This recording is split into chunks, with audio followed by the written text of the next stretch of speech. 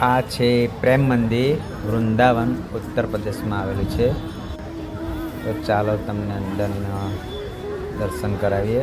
અને આ બધું પ્રદર્શન કરેલું છે. ભગવાને લીલા કરેલી એ બધા પ્રદર્શન આવેલા છે અંદર.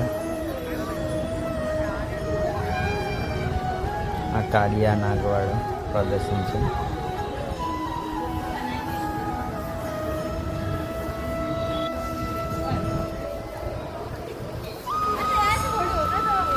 આ બધા રાસલીલા વાળા, ભગવાને રાસલીલા રમેલા છે.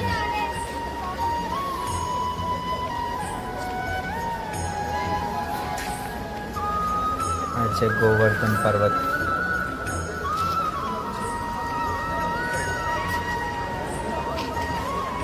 एक खेच पे आ गई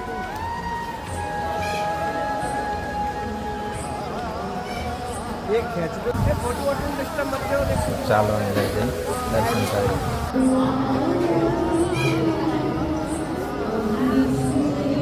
आगे बढ़िए, सेल्फी लेना है तो आगे बढ़िए. આ છે રાધે કૃષ્ણ.